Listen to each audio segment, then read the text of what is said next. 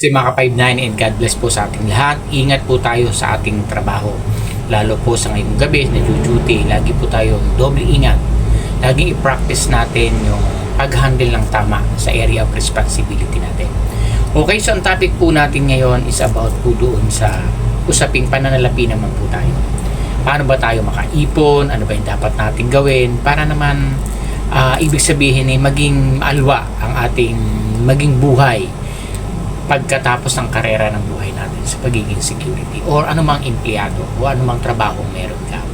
Tandaan po natin, ang trabaho natin ito, hindi po ito lifetime. Short time lang po ito, kaya kailangan pinaghahandaan natin yung magiging outcome after natin ng trabaho, yung future natin. Hindi na may sobrang magpakahanda ka sa future mo despite hindi mo na-enjoy ang buhay mo. Dapat a little bit happiness, reward yourself, and then savings, mag-invest tayo. Kailangan kasi tinuturing po sa mga security personnel kung paano mag-handle ng kanilang mga sweldo. Tandaan po natin, wala namang naging instant na mayayaman kung hindi dumaan sa lahat ng tamang proseso, lalo sa usaping pananalapi. Tayo mga security personnel o mga magaw, lalo sa guard, kasi gusto ko pong i-orient or matulungan yung kapwa ko security personnel nang sa ganun po hindi na mahirapan kung paano yung kanilang pagmamanage ng pera nila. Kasi marami po akong mga nakasamang guard, kahit naman po ako, dumaan din ako sa mga ganyang usapin na talagang hindi ko kaya mag-handle ng aking pera. Kumbaga, lagi ubus-ubos, tapos makakautang ka. So, normal naman po yun Kaya nga, di nangyayari sa atin yan, hindi tayo pahirapan. Kundi para matuto tayo, ano ba yung tamang gawin? Ano ba yung nararapat dito sa aking magiging sweldo? Diba? So, ang gawin lang po natin ganito, magsimula tayo sa realidad. Magkano yung kaya mong ipon sa bawat sweldo? Kasi sabi ko nga, itong topic na to, ilaban po natin ang ating ipon. Huwag lang yung talagang ipon na ilalagay nyo lang sa isang piggy bank o sa isang alkansya, kung ano man yan. Dapat aware tayo paano lumago yung ipon ko na to ng dahan-dahan, ng pakonti-konti. Hindi po ibig sabihin instant, long term po. Kasi alam niyo po, pag nag-start kayo, kung marunong kayong mag-ipon, tapos nai-invest ninyo sa tama huwag kayo doon sa mga scam ngayon. Kasi pagka tayo mga empleyado ng security, pag pinag-usapan ng investment, parang ano sila, yung ako din kasi nung marinig ko mga investment na yan, hindi pa ako financial literate, parang ano pa mga investment na yan, sakit lang sa ulo yan, diba? Pero hindi natin alam, ito pala yung susi sa tagumpay kung gusto mong iyumaman. Ang term ang salitang mayaman, akala nila parang pang may mga pera lang. Ang mga mayayaman po, dumaan din niya sa mga wala. Talagang most ng mayayaman nagsimula sa wala yan. Diba? Marami po. Ngayon, tayo, mga security personnel, ayaw mo bang yumaman? Yan ang Kasi hindi lang tayo puro sa trabaho. Minsan, tingnan natin yung ating mga personal naman na buhay. Despite nagtatrabaho ka, ano yung meron ka? Ano yung naipundar mo? Ano yung paghandang ginagawa mo? Pag edad, wala tayo tatanda. Tandaan po natin yan. Walang makakaligtas dyan. Parte na po ng buhay natin yan. Maraming mangyayari sa buhay natin. Aksidente, hindi natin alam, magkakasakit ka or what. Hindi sabihin gusto mo. Nangyayari po yan. Kasi ang mentalidad, lalo yung mga galing ng probinsya, pag nag-uusapan sa akin, parang gusto magsakit. Hindi po, nangyayari po yan. Hindi po ba? Ano na tayo ngayon sobrang open na po tayo sa lahat. Kaya nga ang mayaman, ang daming mga binibili mga insurance, kung ano-ano, kasi paghahanda yun. Hindi ibig sabihin na gusto nilang magkasakit. Hindi po ba? Nangyayari kasi. Okay, so paano yun? Dapat simulan muna natin sa ipon natin. Kung magkano yung sweldo natin, dapat hatiin natin. Dahil may vlog na rin ako niyan before, inuulit ko lang po paano ka mag-ipon. So dapat may formula po kasi dyan. Gastos na po yung formula na ito, inuulit lang po natin. Napakaganda po. Ito rin yung ginagamit ko. Mula nung natutunan ko to, talagang inaral ko, tama talaga. Kasi dati, sweldo, and then bili, gastos, kung ano kailangan din matitira, yun yung ipon. Diba? Sa parang salary minus savings, minus expenses equals savings. Yun ganun yung dati kong pamamaraan Mostly ganun tayo. Magsweldo, bayad ng bahay, bayad ng ganito, kung ano pa yung bibili natin, mga gastusin, tapos kung matitira, yun yung ipon mo, minsan wala na. Negative na. Kasi nadala mo yung pera, lahat binayad mo na So, ibahin po natin. Ito yung tamang formula. Salary minus savings equals expenses. Sweldo mo, magkano yung gusto mong ipon kada sweldo mo? Kung gusto mong 1,000, kaya mo? Okay, 1,000, tanggalin mo na sa sweldo mo. And then, yung matitira, ito yung gastusin mo. Kasi kailangan po gano'n. Para, pag tinabi mo na yan, okay, ipon ko na yan, and then, lahat, ito yung minsan may matitira pa sa gastusin mo eh. O di, pandagdag ipon mo yan. Kasi kinakailangan po, you have to live below your means. Kung magkano sila mo, babaan mo lang. So, sweldo ka, halimbawa ng 900 every day. Dapat nasa mga 500 ka lang, 550. O sabi mo, sige, sagad mo, 600. O 700 na, sige, di may 200 ka every day na naiipon. So, 200 times 15 days mo yan. Kasi minsan, ang mga guard, halos walang day off, may straight duty pa yan. Talagang pag sa security industry ka talaga, mananawa ka sa kakatrabaho. Talagang makaka-straight ka or halos wala kang day off.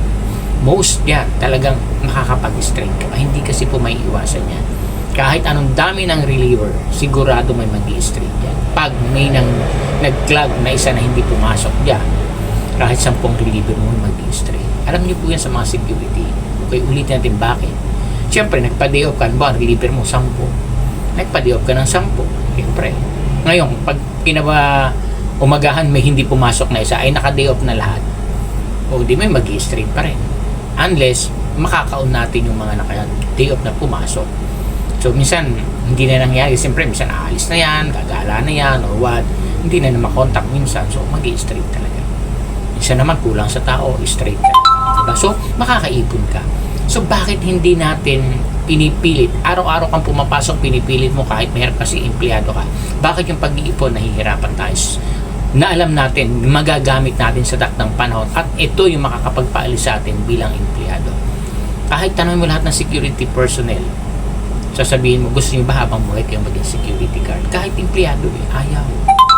Kasi hindi mo ma-handle yung oras mo. Diba? Pero pag nandun ka na sa point na may negosyo ka na kahit papano, hindi rin biro yan. Long term pa rin yan. Kaya kailangan pag naghahanap buhay ka, kung ano yung tiyaga mo dyan, 12 hours ka nakaduty. Pag nagnegosyo ka, baka 24/7 nakatutok ka dyan. Pero ang reward naman yan, sobrang ganda. Pag naaral mo ng tama. Siyempre, pag negosyo ka, aralin mo, huwag ka naman bira ng bira sa hindi mo naman kaya, hindi mo alam. Magpaturo po tayo. Ako, may part sa security personnel ko, talagang tinuturuan ko sila, paano kayo mag-ipon. Sabi ko, huwag niyong hayaan na matapos ang inyong karera ng buhay sa bilang empleyado na wala kayong nararating sa buhay. Hindi sabihin sobrang yabang, ang angas, gusto mo ganito. Mangarap ka na. Libre yan eh. Bakit ayaw mong gawin? Tapos aralin mo na, trabahuin mo na, mag-umpisa ka sa pag-iipon. Ito yung susi eh, kasi wala ka nga eh. Gusto mong umasenso, wala ka. Ano yung meron ako na pwede kong gawing daan para ako umasenso sa buhay, para lumago ang pera ko.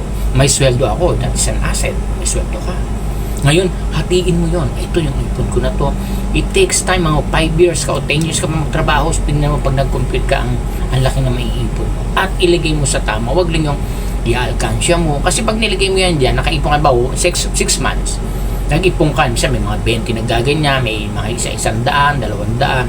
Tapos pagka, halimbawa pagdating ng 6 months, kung naipon mo is 10,000 o 40,000, yun pa rin yun. Pero pag in-invest mo yan, nilagay mo doon sa kumikita, baka yung 40,000 mo, tumubo ng 10,000 yan, 5,000, 2,000. Ganun eh. Di meron. Kahit mong 500 tumubo, nagka-500 kaysa wala. Iyon yung kulang po. Iyon yung hindi na ituturo. Kasi, kailangan pa ngayon, open na ang dami na natin pwedeng matuto. Bakit ayaw natin subukan? Kasi ang iba pag sumubok, baka, alam niyo kung hindi ka susubok, anong mangyari sa buhay. Sa pagiging empleyado, sububok tayo maging security guard. Nag-apply tayo, ang daming recruiters diyan. Inyet na pagtagumpayan natin, naging security guard, sumweldo ka na. Bakit ang pag-iipon, ang pag-invest, ayaw mong subukan? Pero aaralin po natin. Kailangan talaga risk taker tayo. Kasi pag play safe ka, walang mangyari sa buhay eh. Diba? Ako kasi ang dami na rin nangyari po sa akin na talagang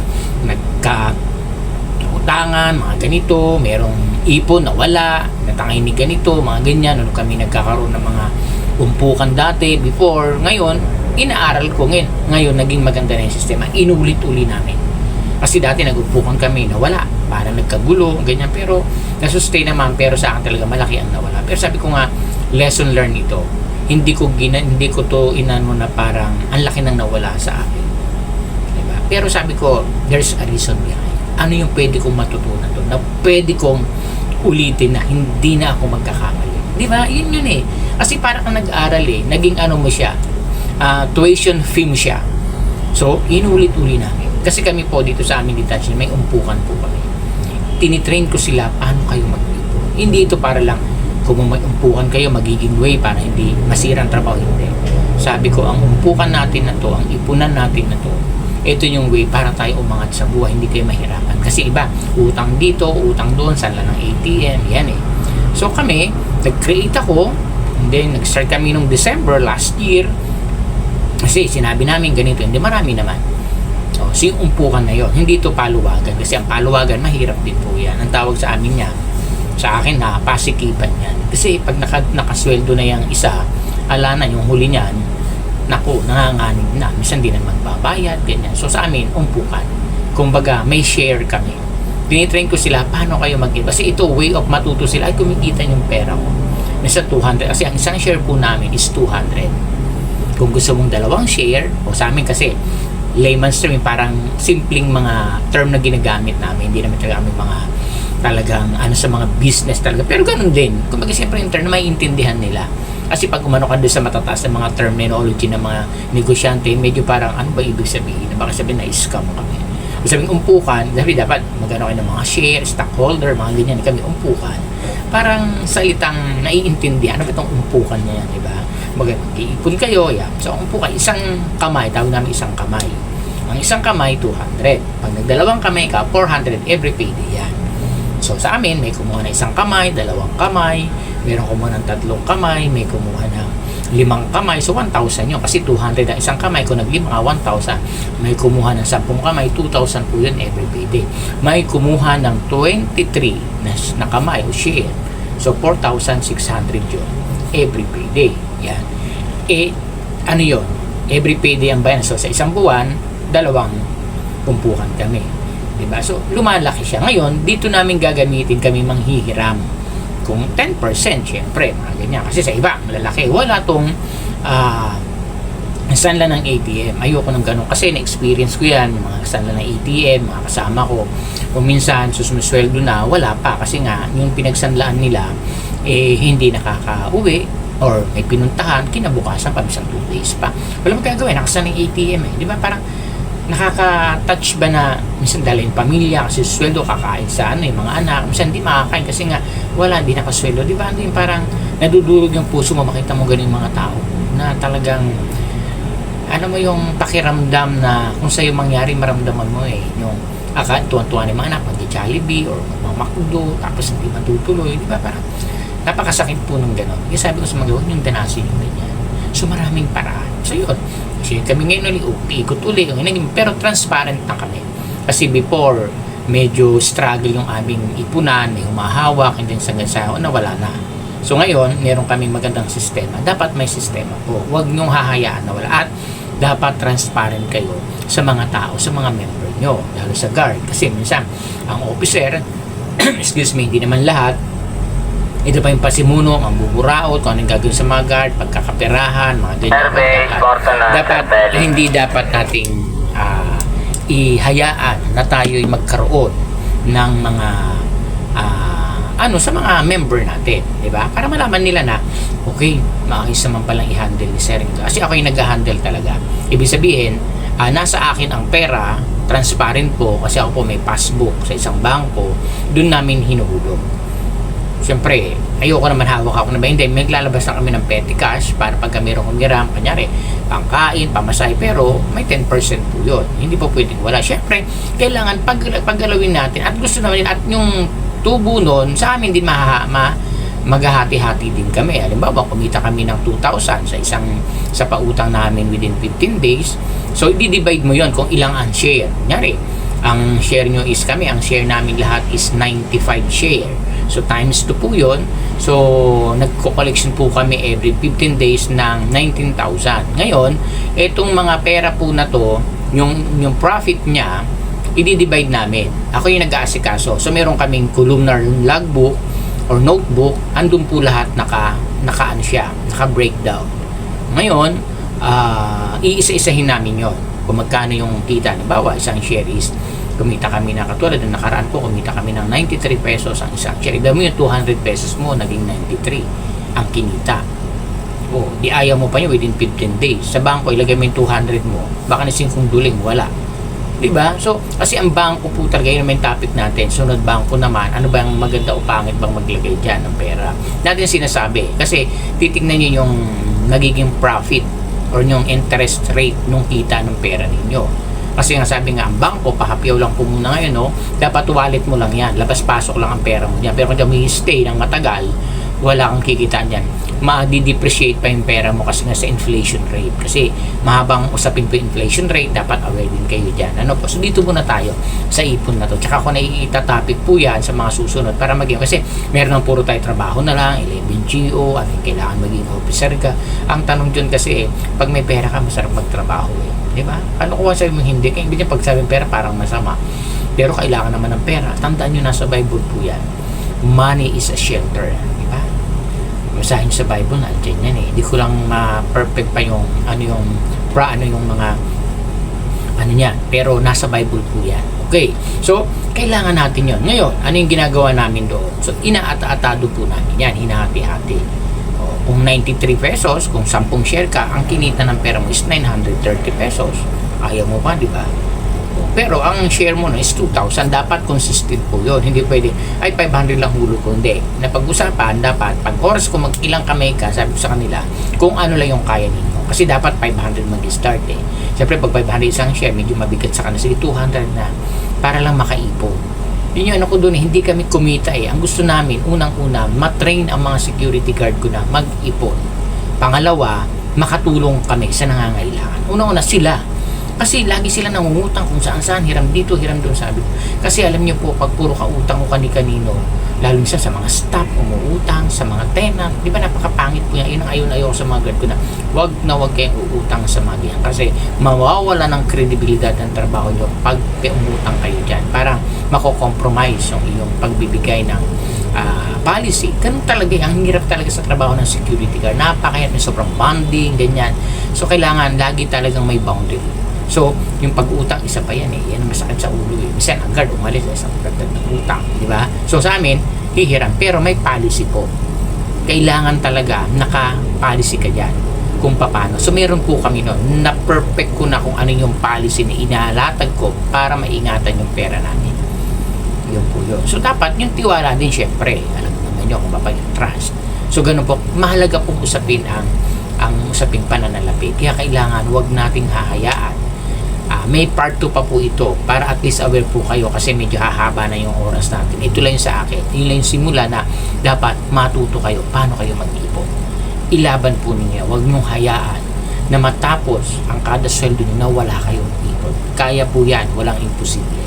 Nagagawa nga ng mga guard namin dito. Bakit kayo hindi na kaya? Kung meron po kayong mga tanong, concern, or comment po, mga tanong sa akin, message lang po kayo at sasagutin ko po yan. Pero magpa-part 2 po tayo para malaman natin nung ano yung ginagawa namin pamamaraan para may share lang po namin to help others. Kasi ang aim namin, makatulong kami bago kami kumita. Yun ang masarap eh. Dapat natutulungan mo yung mga tao bago naman kayo. Siyempre, tanim mo yun eh. Ano aanihin mo? Diba? Yun lang yun. Kung sabihin kaya kaparin nyo ganun hindi, kami po maayos po namin dinadala yan. At sa trabaho kami. Yun ang number 1. Dapat huwag tayong mawawala doon. Sabi ko nga sa kanila, paano tayo makakaipon ng mas malaking pa kung sisirain natin ang hanap buhay natin. Dapat be consistent. At dapat yung mag-handle, especially the officer, maging transparent tayo. Huwag nating hayaan tayo yung magiging dahilan para masira yung mga sinimulan natin. Ano po? So talagang dapat ilaban natin ang ating mga ipon. Maraming salamat po and God bless po sa ating